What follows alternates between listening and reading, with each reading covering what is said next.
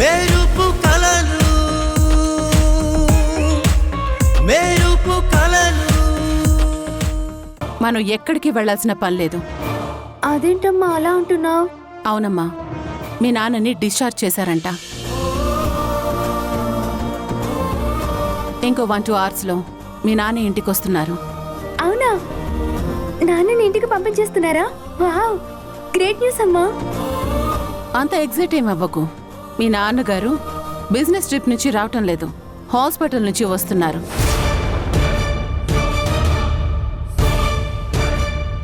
కానీ ప్రాణాలతోనే వస్తున్నారు కదమ్మా. నేను వెంటనే వెళ్ళి నాన్నగారి గది శుభ్రం చేయించాలి, నీట్గా సర్దించాలి. రంగన్న, రంగన్న ఎక్కడున్నారు?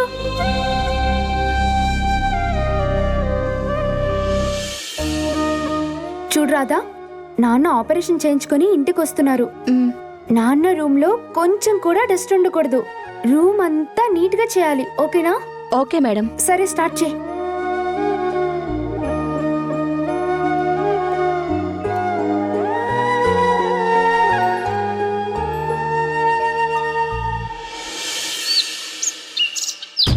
ఒరే వాసు, త్వరగా రారా. మళ్ళీ లేట్ అయిందంటే భానుమతి వాళ్ళు వచ్చేస్తారు. ఆలోపు హాస్పిటల్కి వెళ్ళి నా తమ్ముడితో మనస్ఫూర్తిగా మాట్లాడి రావాలి. అబ్బబ్బబ్బా, ఏంటమ్మా నీ హడావుడి? హడావిడి అంటావేంటి? మీ మావయ్య దగ్గరికి వెళ్ళాలి కదా. లేదమ్మా, ఈరోజు మార్నింగ్ డిశ్చార్జ్ చేస్తున్నారంట. ఇప్పుడు మనం వెళ్ళామనుకో అంతా డిస్టర్బ్ అవుతుంది అక్కడ. డిశ్చార్జ్ అవుతున్నాడా అంటే నేను తమ్ముడిని చూడడం మాట్లాడడం కుదరదా? అదేంటమ్మా అలా అంటావు? నువ్వు చూడాలని మామయ్యని హాస్పిటల్లోనే ఉండమంటావు ఏంటి? అయ్యయ్యో, లేదురా. ఆ, నేను చూడకపోయినా పర్వాలేదు, మాట్లాడకపోయినా పర్వాలేదు. నా తమ్ముడు ఎప్పుడూ ఆరోగ్యంగా, ఆనందంగా, క్షేమంగా ఉండాలి. అదేరా వాసు నేను కోరుకునేది. సర్లే, ఒకసారి మామయ్యకి ఫోన్ చేసివో. సరే.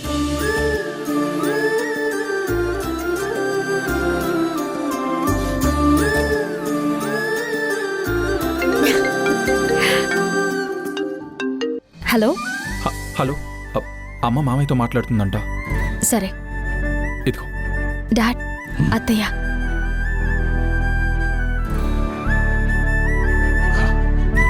హలో అక్క. తమ్ముడు, ఎలా ఉన్నావురా? నేను బాగానే ఉన్నానక్క. ఈరోజు ఇంటికి పంపిస్తున్నారు. చాలా సంతోషంగా ఉందిరా.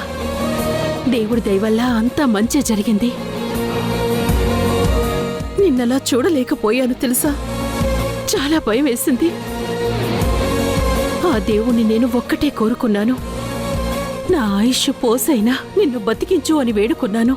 అలా మాట్లాడతావేంటక్క? ఇప్పుడు మనకేమవుతుంది?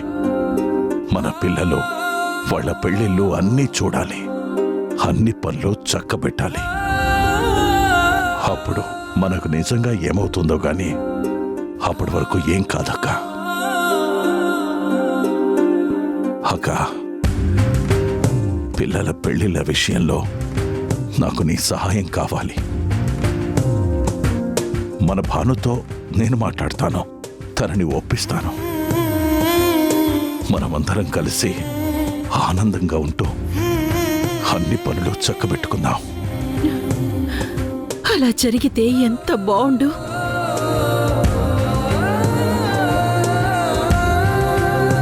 మనకు అంతకన్నా కావాల్సిందేముంది? అందరం ఆనందంగా, సంతోషంగా ఉండటమే కావాలి. నీ కోరిక నిజమైతే బాగుండు తమ్ముడు. అది నిజం చేయడానికే కదక్క ఆ దేవుడు నన్ను బ్రతికించాడు. మీ అక్క తమ్ముళ్ళ ఎమోషన్ హెవీగా ఉంది. ఇంకా చాలు డాడీ, మీరు ఎక్కువసేపు ఫోన్ మాట్లాడకూడదు. తమ్ముడు, ఒకసారి సంయుక్తకి ఫోన్ ఇవ్వు. ఇదిగో. మేడం, ఇక్కడ ఫోన్ మాట్లాడకూడదు.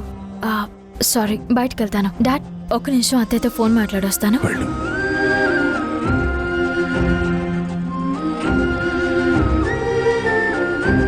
హలో అత్తయ్య, నర్స్ ఇంజెక్షన్ చేయడానికి వచ్చారు అత్తయ్య.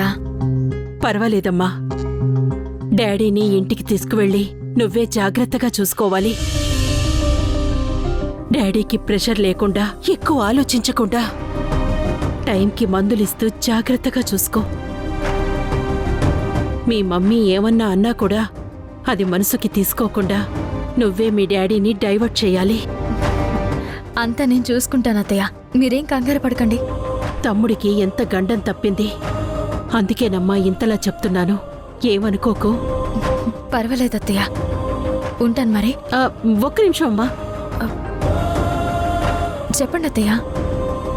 ఏం లేదమ్మా, తమ్ముడికి ఇంత పెద్ద గండం ముంచుకొచ్చింది అంటే ఎంతమంది కళ్ళల్లో నిప్పులు పోసుకున్నారో. అందుకని ఇంటికి వెళ్ళగానే కొబ్బరికాయతో దిష్టి తీయించమ్మా. దాంతో నా తమ్ముడి మీదున్న నరదిష్టి మొత్తం పటాపంచలైపోతుంది. అలాగే అత్తయ్య. అత్తయ్య, మీ ఇద్దరి మధ్య ఇంత ప్రేమ ఉంది కదా, ఎందుకు అత్తయ్య ఇంత దూరంగా ఉన్నారు? అసలు ఏం జరిగింది?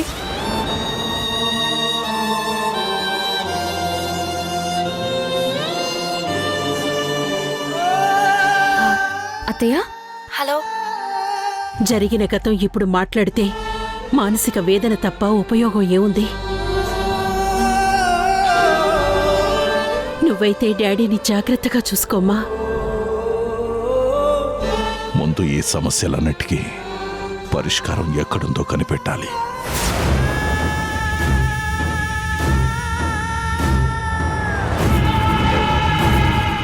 భాను మనస్సు మార్చాలి.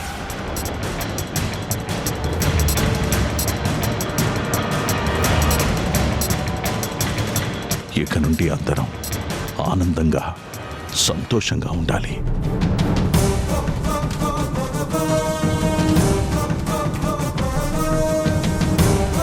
వేరే టెన్షన్ ఏమీ పెట్టుకోకూడదు. బిడ్డల్ని ఉన్నతంగా చూసుకోవాలి.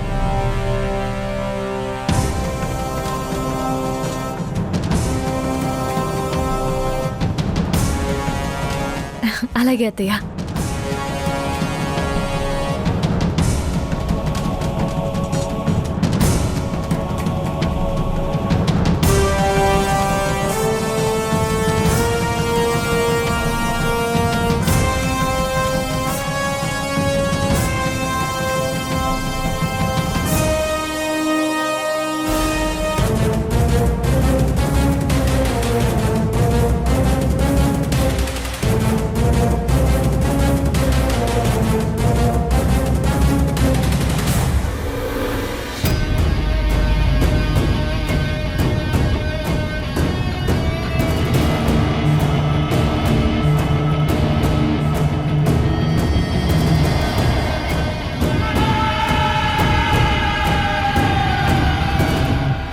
Hello doctor.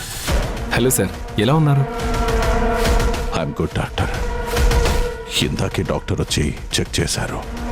నర్స్ కూడా ఇంజెక్షన్ ఇచ్చారు. ఇంతకీ మీరు?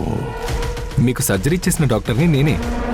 మీరు డిశ్చార్జ్ అవుతున్నారంట కదా, అందుకే వచ్చాను.